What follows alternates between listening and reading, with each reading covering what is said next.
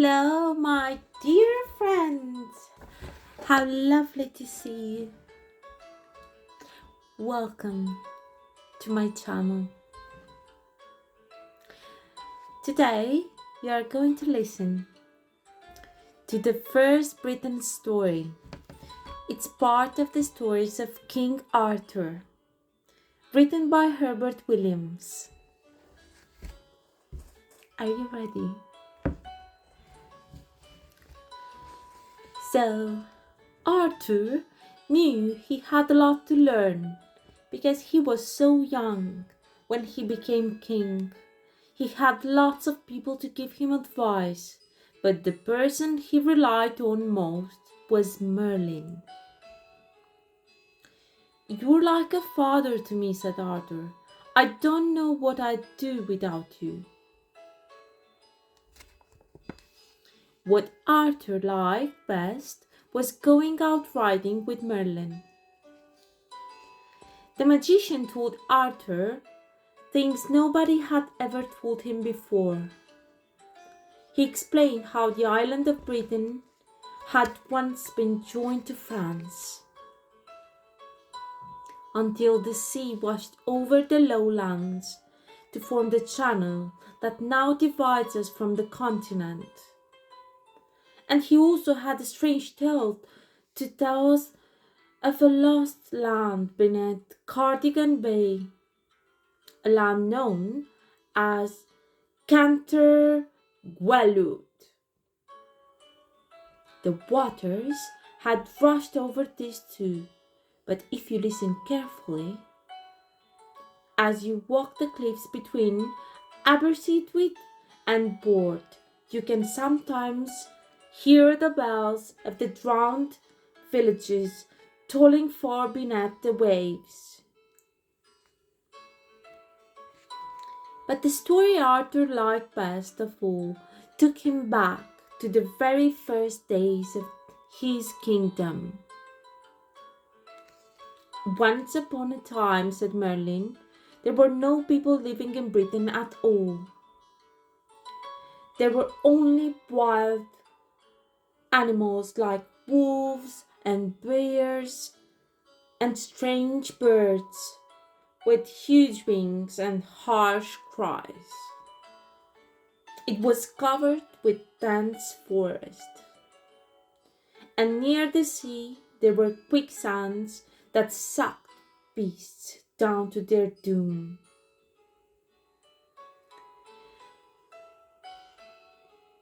The mountains of Wales were even higher than they are today, so high that even the eagle could not fly over the mountain tops. And there were bottomless lakes where creatures like huge eels twisted their bodies around the rocks. Creatures with voices that boomed like thunder in the hidden depths.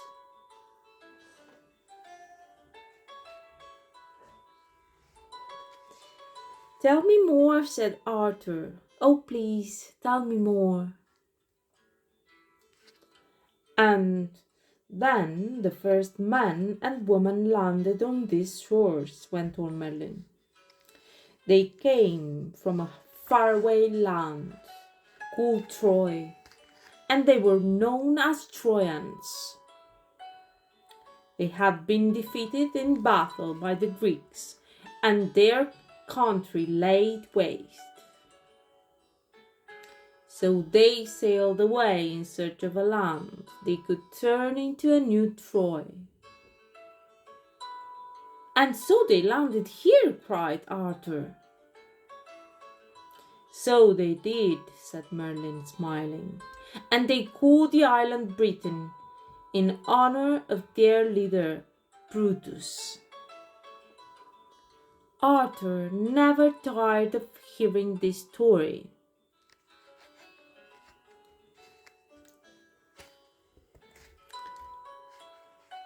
Following with the angry knight.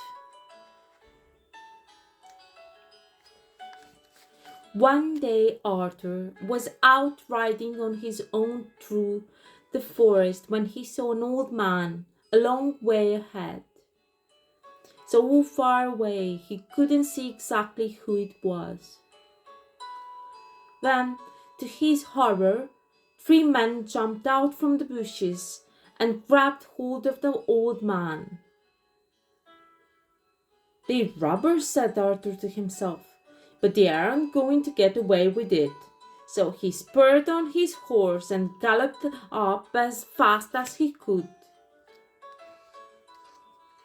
When the men saw him coming, they ran away. They weren't very brave at all.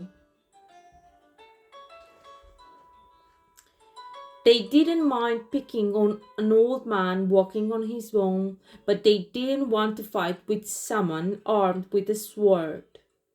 Of course, they didn't know he was King Arthur. They'd have been even more scared then. To his surprise, Arthur saw that the old man was Merlin, disguised as an ordinary traveler. "Oh, it's a good job I came along when I did," said Arthur, "or you'd be dead by now."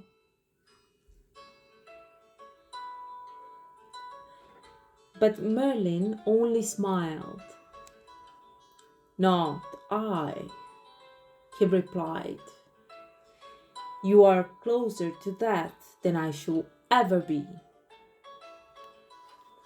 Arthur frowned.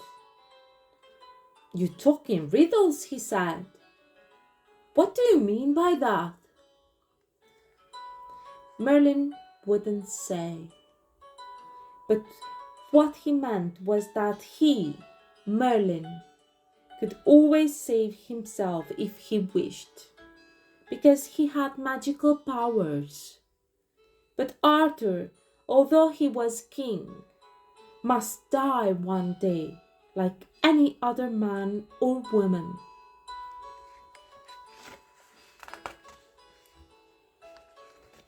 Arthur was still thinking about Merlin's words when he suddenly realized he was alone. Merlin was like that. He would appear and disappear without any warning. It was hard to keep track of him. So Arthur rode on through the forest on his own. Next thing he knew, an angry-looking man was just ahead of him, blocking his way through the forest. The man was dressed as a knight, with a suit of armor, and the shield and the sword, and he said to King Arthur, "Stop! No one passes me without fighting me first. It's a rule I made, and you must obey it like anyone else. Of course." He didn't know he was talking to the king. Arthur replied, "I don't like your rule, and I'm not afraid of you. Come on then, let's fight." And they rode at each other with their lances, those long pointed sticks I told you about earlier. But they rode so hard, their lances broke on each other's shields. So they jumped down from their horses and fought each other with their swords. And then something terrible happened. Arthur's sword broke in two. "I have you beaten now," said the knight. "You must give in or die." "I shall never give in to you or anyone else," said Arthur. The knight lifted his sword, and Arthur feared his last moment had come. But then something strange happened. The sword suddenly dropped from the knight's hand, and the knight sank to the ground.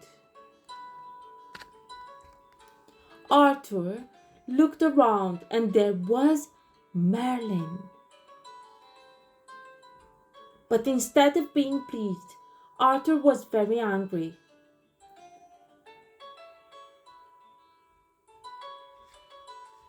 "You've killed him with your magic," he said. "You shouldn't do that. Even to save my life, he was very brave. It's not fair." Merlin smiled. "Don't worry," he said. "I haven't killed him. He's just asleep. Look." And Arthur saw that the knight was still breathing. "He'll wake up again soon," said Merlin. "His name is Sir Pellinore, and he will be one of your bravest followers."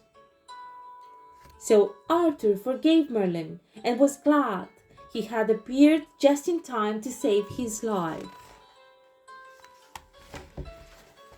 Okay, my little friends, so that was.